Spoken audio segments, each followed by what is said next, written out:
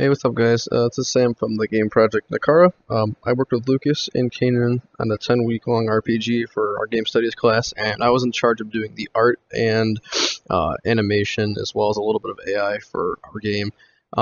Just to kind of showcase what I did really quick. Uh, my character can walk around. She has a bunch of different blend spaces and interpolations. She can run. She can shoot their weapon. She has an attack combo. There's no root bone. There's no root bone on here because of Mixamo doesn't export from that, so I wasn't able to do that. So yeah, the character and animations were all received off of Mixamo, but I set up the actual state machine that handles all of this. So she can block, she can crouch, put away her weapon, that kind of thing. So I also was in charge of doing the wagon, the merchant wagon. This is probably what I spent most of my time on. I wanted this to be a really good portfolio piece, and I spent a lot of time painting and texturing it, so it came out really well, and I really want to touch it up. I don't think it's quite finished yet, but I definitely want to put in more effort into this, because this is definitely going to be one of my better portfolio pieces that I currently have. I also was in charge of doing the foliage and all the ground textures and such, so this is a little sample of what I did for foliage. I got some ferns, larger grass, and some small plants. I also did the mushrooms, which is for the crafting system.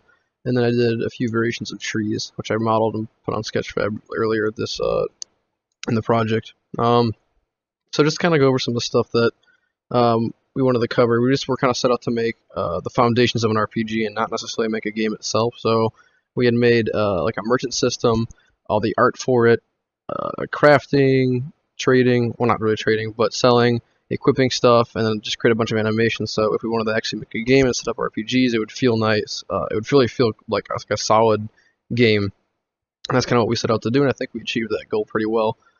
Some problems I ran into definitely was in the, besides the general art ones, which is art takes way longer than expected, definitely lied in the animation blueprints and setting up animations.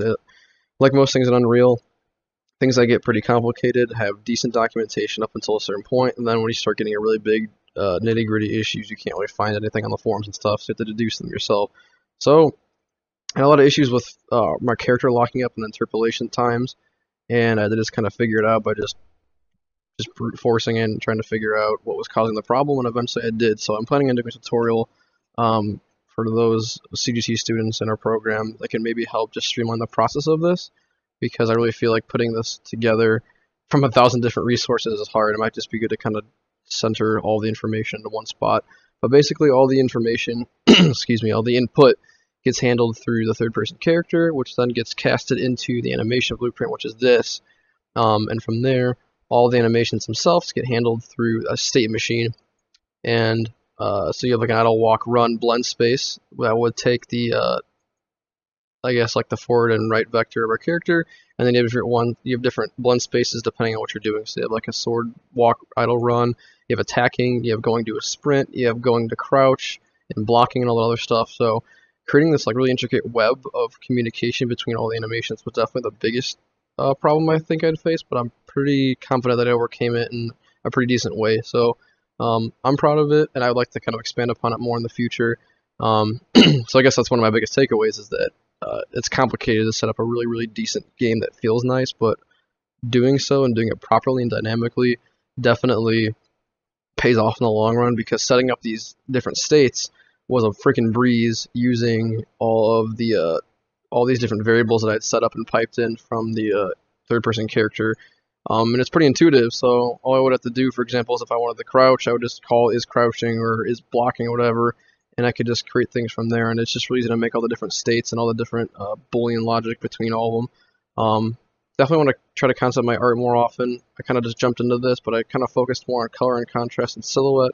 There's no ambient occlusion on this, so the contrast is kind of lacking right now, but I really focused on silhouette for this one, and I like to put more focus into that in the future and hopefully spend less time on these larger ones, but that's okay. It's still a learning process. Foliage, I learned that I hate doing rocks. I also learned that doing foliage isn't always as easy as it sounds, but using the same color palette as your grass stuff definitely pays off in the long run. So that was, I think, the wrap up for our second project. I'm pretty happy with the results. There's definitely some things I would have changed, but I mean, we're at the end of the line here, so I'm pretty proud of what we made, and I really hope you guys enjoy our trailer for Nakara. Thank you.